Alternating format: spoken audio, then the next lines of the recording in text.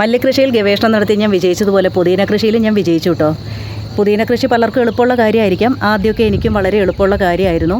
പിന്നീട് എത്രയെത്ര വളർത്താൻ ശ്രമിച്ചിട്ടും നിരാശ മാത്രമായിരുന്നു ഫലം. കുറേ വർഷങ്ങൾക്ക് മുൻപ് കുറച്ച് പുതിന തണ്ടുകൾ തെങ്ങിൻ തടത്തിൽ ഞാൻ കുഴിച്ചു വെച്ചു. അതവിടെ കിടന്ന് നന്നായി വളർന്ന് ആ പരിസരം മൊത്തം വ്യാപിച്ചു. പിന്നീടൊരു സമയം അതെല്ലാം നഷ്ടപ്പെട്ടു പോയി. അതിനുശേഷം എത്രയെത്ര വളർത്താൻ ശ്രമിച്ചിട്ടും തണ്ട് ചീഞ്ഞും കരിഞ്ഞും പോകുന്നതല്ലാതെ ഒരെണ്ണം പോലും പിടിച്ചു കിട്ടാതായി. കൃഷി എന്ന് പറയുമ്പോൾ വലിയ രീതിയിലുള്ള കൃഷിയൊന്നുമല്ല, വീട്ടാവശ്യത്തിനുള്ളത്. ഇപ്പോൾ ആ പ്രശ്നങ്ങൾക്കെല്ലാം പരിഹാരം കണ്ടെത്തി. ഇത് കണ്ടോ, നല്ല രീതിയിൽ പുതിന പിടിച്ച് കിട്ടിയിട്ടുണ്ട്. ഇനിയും പുതിന വളർത്തുന്നതിൽ പരാജയപ്പെട്ടിട്ടുള്ളവർ ഈ വീഡിയോ മുഴുവനായിട്ടൊന്ന് കണ്ടു നോക്കിയാൽ പുതിന ഇനി പുറത്തു നിന്നും വാങ്ങേണ്ടി വരില്ല. ഞാൻ ചെറിയ പോട്ടിൽ വെച്ച് വേര് പിടിപ്പിച്ചതിന് ശേഷം പ്ലാസ്റ്റിക് ബക്കറ്റിൻ്റെ വലിയൊരു അടപ്പിൽ പുതിന അതുപോലെ തന്നെ അങ്ങോട്ട് ഇറക്കി വെച്ചു. അങ്ങനെ സ്പ്രെഡായി വളർന്നു വന്നിട്ടുള്ളതാണ് ഇതൊക്കെ. ഇനി ഇതിൻ്റെ തണ്ട് മുറിച്ച് വേര് പിടിപ്പിക്കുന്നത് കാണിച്ചു തരാം. വളരെ ഇളം തണ്ട് ഒഴിവാക്കി കുറച്ച് കരുത്തുള്ള തണ്ടുകളാണ് ഞാൻ മുറിച്ചെടുക്കുന്നത്.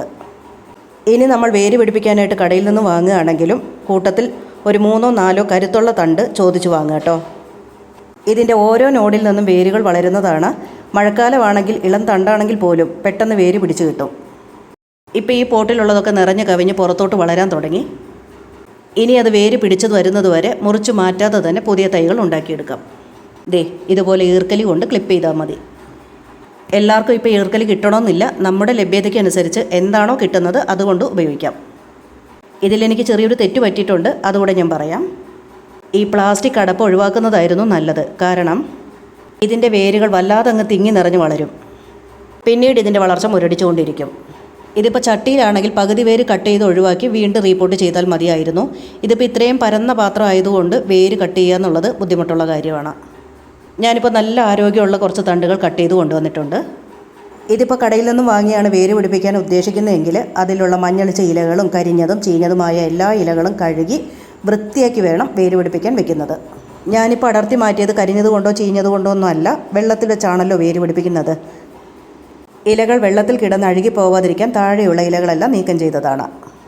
നമ്മൾ പുതിന വാങ്ങുമ്പോൾ ശ്രദ്ധിച്ചിട്ടുണ്ടാകും തണ്ടുകളെല്ലാം കീറിയിരിക്കുന്നത്. അപ്പോൾ അത്തരം തണ്ടുകളെല്ലാം കട്ട് ചെയ്ത് ഒഴിവാക്കി വേണം വേര് പിടിപ്പിക്കാൻ എടുക്കേണ്ടത്. ഞാനിപ്പോൾ വേര് പിടിപ്പിക്കാൻ എടുത്തിട്ടുള്ള ഇതിനെ ഒയാസിസ് എന്ന് പറയും. ഇതിപ്പോൾ നമ്മൾ ആദ്യമായിട്ട് കാണുന്ന സാധനമൊന്നുമല്ല, ഫംഗ്ഷന് പങ്കെടുക്കുന്ന എല്ലാവരും കണ്ടിട്ടുള്ള ഒന്നാണ്. അപ്പോൾ ഇതിന് ഇങ്ങനെയും കൂടെ ഒരു ഉപയോഗമുണ്ട് കേട്ടോ. ചെടികൾ അഴുകി പോവാതെ തന്നെ വേര് പിടിപ്പിച്ചെടുക്കാൻ പറ്റും. ഇതിപ്പോൾ ഉപയോഗിച്ച ഒയാസിസ് ആയതുകൊണ്ടാണ് ഇതിലൊക്കെ ഹോള് കാണുന്നത്.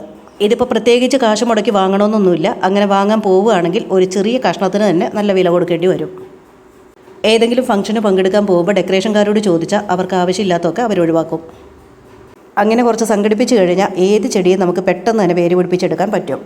പുതിന വളർത്താനാണെന്ന് പറഞ്ഞപ്പോൾ അതിൻ്റെ കൂടെ 2 ബൗളും കൂടെ ഫ്രീ ആയിട്ട് തന്നു കേട്ടോ. എല്ലാവരും അങ്ങനെ തരണമെന്നില്ല, പരിചയമുള്ളവരായതുകൊണ്ട് തന്നു എന്ന് മാത്രം. ഇതുപയോഗിച്ച ഒയാസിസ് ആയതുകൊണ്ട് മൊത്തം ഹോളാണ്. എന്തായാലും ബാക്കിയുള്ള ഭാഗത്ത് കുത്തിവെക്കാം.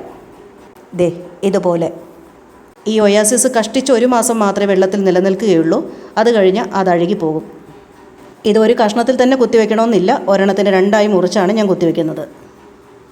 ഈ ഒയാസിസിൻ്റെ ഒരു പീസിന് ഞാൻ വില കേട്ടപ്പോൾ പറഞ്ഞത് 35 രൂപയാണ് കേട്ടോ. ഇനി ഇത് കിട്ടിയില്ലല്ലോ എന്നോർത്ത് വിഷമിക്കുകയൊന്നും വേണ്ട. ഇതിന് പകരം സ്പോഞ്ച് ആണെങ്കിലും മതി. അങ്ങനെ ഞാൻ ഒരെണ്ണത്തിൽ 3 എണ്ണവും ഒരെണ്ണത്തിൽ 4 എണ്ണമാണ് വേര് പിടിപ്പിക്കാൻ വെച്ചിട്ടുള്ളത്. ഇതിങ്ങനെ ഈ പാത്രത്തിലോട്ട് ഇറക്കി വയ്ക്കാം. പിന്നെ ക്ലോറിനൊന്നും ഇല്ലാത്ത നല്ല വെള്ളം ഒഴിച്ചു കൊടുക്കാം. ഫിൽറ്റർ ചെയ്ത വെള്ളമൊന്നും വേണമെന്നില്ല കേട്ടോ. കിണർ വെള്ളമോ മഴവെള്ളമോ ഏതായാലും മതി. എൻ്റെ സിംബമോൾക്ക് ഭയങ്കര ആകാംക്ഷ. എന്തൊക്കെയാണ് ഈ കാണിച്ചു കൂട്ടുന്നതെന്ന് അറിയാം. കുറേ നേരമുണ്ട് ചുറ്റിപ്പറ്റി നടക്കാൻ തുടങ്ങിയിട്ട്. ഇവളും ഭയങ്കര പ്രകൃതി സ്നേഹിയാണ്. പച്ചപ്പ് കണ്ട ചുറ്റിപ്പറ്റി നടക്കും.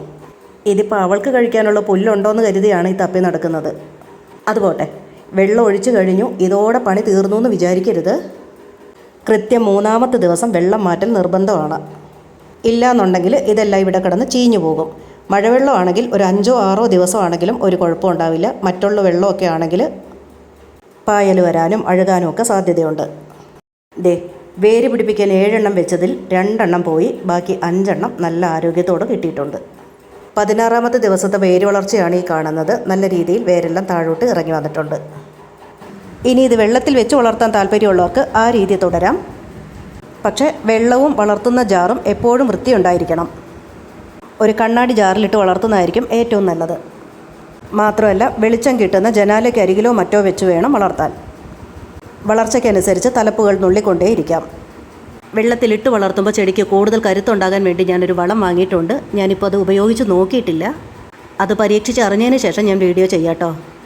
ഇനി ഇത് മണ്ണിൽ വെച്ച് വളർത്താനാണ് ഉദ്ദേശിക്കുന്നതെങ്കിൽ മണ്ണ്, ചാണകപ്പൊടി, വേപ്പിൻ പിണ്ണാക്ക് മാത്രം മതി. മണ്ണ് കിട്ടാത്തവരാണെങ്കിൽ കൊക്കോപിറ്റ് കമ്പോസ്റ്റ്, വെർമി കമ്പോസ്റ്റ്, വേപ്പിൻ പിണ്ണാക്ക് ഇവ മൂന്നും കൂടി ചേർത്ത് പോട്ടി മിക്സ് തയ്യാറാക്കാം. ഒരു 60-70% വെയിലിൻ്റെ ആവശ്യമേ ഉള്ളൂ പുതിനയ്ക്ക്. പിന്നെ എപ്പോഴും മണ്ണിൽ ഈർപ്പം ഉണ്ടായിരിക്കണം. പിന്നെ ഇടയ്ക്കൊക്കെ ചെടിയെ നിരീക്ഷിച്ചുകൊണ്ടിരിക്കണം. പുഴുശല്യം ഉണ്ടാവാനും ചിലന്തി വല കെട്ടാനും സാധ്യതയുണ്ട്. ഇതിന് പരിഹാരമായി 1 തുടം വെളുത്തുള്ളി ചതച്ചതിൽ 1/2 ലിറ്റർ വെള്ളം കൂടി ചേർത്ത് ലയിപ്പിച്ച് അരിച്ച് 2 തുള്ളി വേപ്പെണ്ണ കൂടി ചേർത്ത് ചെടികളിൽ സ്പ്രേ ചെയ്ത് കൊടുക്കാം. ഇനി അതല്ലെങ്കിൽ വേപ്പെണ്ണ മാത്രം വെള്ളത്തിൽ ലയിപ്പിച്ച് സ്പ്രേ ചെയ്യാം. അതുമല്ലെങ്കിൽ പുകയില കഷായം സ്പ്രേ ചെയ്യാം. കീടശല്യം കൂടുതലുണ്ടെങ്കിൽ ആഴ്ചയിൽ 3 തവണ ഇങ്ങനെ ചെയ്യാം.